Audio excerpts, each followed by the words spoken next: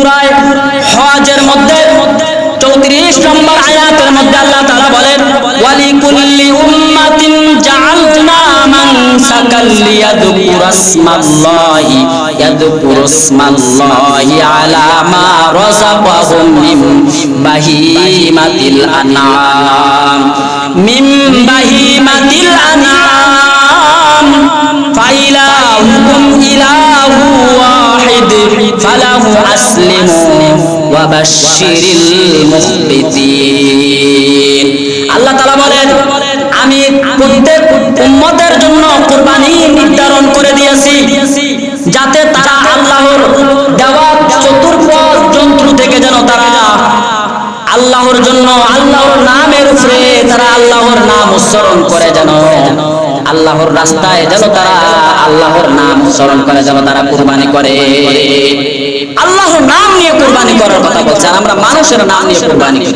হুজুর আমরা অমুক অমুকের নামে কুরবানি দেব, আপনি নামগুলো কইরে কুরবানি দিয়ে এদের আকীদা ঠিক না।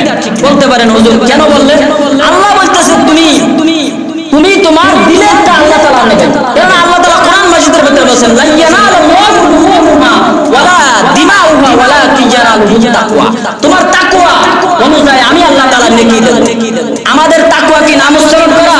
না, আমাদের তাকওয়া দিলে আমরা যে নিয়ত করেছি অমুক অমুকের ব্যক্তির নামে কুরবানি করব, আল্লাহর রাস্তায় কুরবানি দেব, ওই নিয়তই হয়ে গেছে। আল্লাহ তাআলা কি আপনার দিলেরটা জানেন না? জানে কিনা? জানে। নাম উচ্চারণ করার দরকার নাই।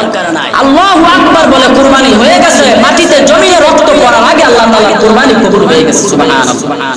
এই জন্য কুরবানি করব একমাত্র আল্লাহ তাআলার সন্তুষ্টির জন্য, এবং যার উপরে কুরবানি করা আল্লাহ তাআলা যে সামর্থ্য দিয়েছে সে যদি কুরবানি যদি না করে তাহলে তাদের ভয়ঙ্কর শাস্তির কথা বলা হয়েছে। যাদের কুরবানি উপরে যাদের উপরে কুরবানি করা ওয়াজিব হয়েছে তারা যদি কুরবানি না করে তাদের জন্য ভয়ঙ্কর শাস্তি রয়েছে। কুরবানি করলে যদি টাকা পয়সা ফুরে যায় কমে যায় এই জন্য তারা কুরবানি করে না। আরে কুরবানি করলে আল্লাহ তাআলা তার রিজিককে বাড়ায় দেয়, তার সম্পদকে বাড়ায় দেয়। আর তুমি ছোট লোকের মতন ঘরে টাকা ব্যাংকে জমা দিয়ে পূজা দিয়ে বয়ে রয়েছে, তুমি তোমার টাকা কমে যাবে, এই কারণে তুমি কুরবানি করবে না। এবং এটার ব্যাপারে আল্লাহ রাসূল লানত করেছে। কেমন লানত করেছে? হাদিস শরীফের মধ্যে আসছে যেই ব্যক্তি কুরবানি করার সামর্থ্য আছে সে নিজে কুরবানি করবে না, সে যেন ঈদগাহ ময়দানে যেন তারা নামাজ পড়তে না যায়। কত কঠিন কথা আল্লাহ রাসূল বলেছেন যে যার উপরে কুরবানি করা ওয়াজিব হয়ে গেছে, যে কুরবানি করবে না সে যেন ঈদগাহ ময়দানে যেন সে নামাজ পড়তে না যায়। ঈদগাহ ময়দানে যেন সে নামাজ পড়তে না যায়। লানতের কথা আসছে, নিষেধের কথা আসছে। এই জন্য যাদের উপরে কুরবানি করা ওয়াজিব হয়েছে এই জন্য তারা কুরবানি দেব, কুরবানি দেব। এতে গরু দিয়ে হোক না, গরু পারলাম না ছাগল দিয়ে দেই, ছাগল দিয়ে কুরবানি দেয়। আমার বড় একটা কুরবানি দিতে হবে এর মানে আছে কোন? কুরবানি দিলেই একবারে কবুল হয়ে যাবে এরকম গরু দিতেই হবে। আমি সমাজের মুরব্বী, আমি সমাজের মাতবর, আমার কুরবানি বড় দিতে হবে এর কোন মানে আছে? আল্লাহকে সন্তুষ্ট করার জন্য আপনার কুরবানি হতে হবে।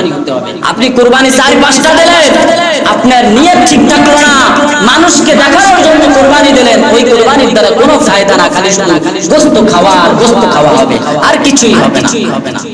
এই জন্য আপনার আমার তাকওয়া ঠিক করি।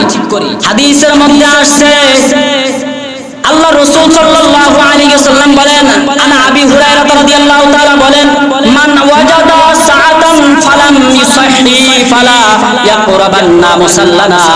হযরত আবু হুরায়রা রাদিয়াল্লাহু তাআলা বলেন, যেই ব্যক্তি সামর্থ্য থাকা সত্ত্বেও সে কুরবানি করে নাই সে যেন ঈদগাহর ময়দানে না যায়। আবু হুরায়রা রাদিয়াল্লাহু তাআলা এই হাদিসটি বর্ণনা করেছেন, রাসূল ডাইরেক্ট বলেছেন।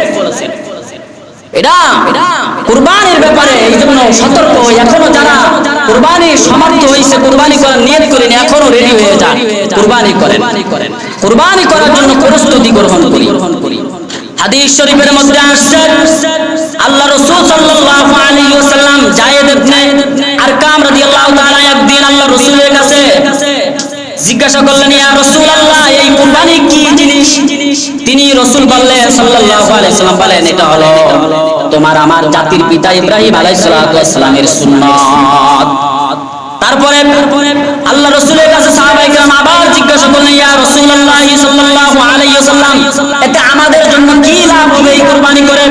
হুজুর পাক সাল্লাল্লাহু আলাইহি ওয়াসাল্লাম বলেন, এই কুরবানির দ্বারা তোমাদের লাভ হবে, এই কুরবানির পশুর লোম পরিমাণ, এই পশুর শরীরে যত লোম আছে এই লোম পরিমাণ আপনার আমার আমলনামায় কি লিখে দেবে। সুবহানাল্লাহ। গরুর শরীরে, বকরির, ভেড়া, পাঠা, পাঠি যেগুলো আছে সবগুলা, ভেড়া, উট, দুম্বা, এগুলার পশম শরীরে যত আছে আমরা গুনতে শেষ করতে পারবো না। এই পরিমাণ নেক আমলনামায় লেখা হবে কুরবানির দাতার। সুবহানাল্লাহ। এই জন্য আমরা কুরবানি করব, আর কুরবানি করব একমাত্র ইখলাসের নিয়তে, আল্লাহকে সন্তুষ্ট করার নিয়তে। কুরবানি হলো, হাদিস শরীফের ভিতরে আসছে কুরবানি 4 প্রকার। এখানে বোঝনীয় কিছু বিষয় আছে 4 প্রকার কুরবানি। 2 মিনিট কথা বলবো। কুরবানি কয় প্রকার? 4 প্রকার কুরবানি। একটা হলো ওয়াজিব কুরবানি, আরেকটা হলো নফল কুরবানি। ওয়াজিব নফল কুরবানির একই মাসালা, কুরবানির ন্যায়। যেভাবে আমরা বন্টন করি, আমরা সবাই কম বেশি বন্টনের ব্যাপারে মাসালা জানি। অনেকে 19-20 করে গোশত খাওয়ার জন্য। 19-20 করা যাবে না। মাসালায় যেভাবে আছে, কুরবানি, ওয়াজিব কুরবানি এবং নফল কুরবানি উভয়টা একই সমান মাসালা। ভাগ করার ব্যাপারে একই মাসালা। আর 2টা কুরবানি হলো, একটা হলো মান্নতের, আর একটা হলো ওসিয়তের কুরবানি। ওসিয়ত করে যায় না, মুরব্বিরা ওসিয়ত করে যায় মৃত্যুর আগে। অনেকের মুরব্বিরা ওসিয়ত করে গেছে কুরবানির ব্যাপারে। ওসিয়তের কুরবানি আর মান্নতের কুরবানির মাসালা এক। এটার মাসালা কি? এটা কুরবানি দেওয়ার দাতারা মান্নতের কুরবানি এবং ওসিয়তের কুরবানি উভয়টা কেউ খেতে পারবে না। এটা একমাত্র গরীব মিসকিনের, এতিম মিসকিনের হক। পুরোটাই মাসালা বুঝতে হবে। আমরা আসি, আমরা ওসিয়তের মাংসটাও আমরা খেয়ে নেই। এটা আমরা নিজেরাও খেয়ে বড় লোকদেরকেও দেই, ধনী গরিব সবাই বন্টন করি। কিন্তু না, মান্নতের মাসালা আর ওসিয়তের মাসালা এক। হাদিসের মধ্যে স্পষ্টভাবে এভাবে বর্ণনা করা হয়েছে। এই জন্য মাসালাগুলো আরো বোঝার জন্য মাঝে মধ্যে জিজ্ঞাসা নেবেন যে এভাবে মাসালাগুলো কি। সব মাসালা তো জুমার দিনে বলে শেষ করা যায় না। কুরবানির মাসালার ব্যাপারে যদি না জানা থাকে ইমাম সাহেবদের কাছে জিজ্ঞাসা করে নেবেন।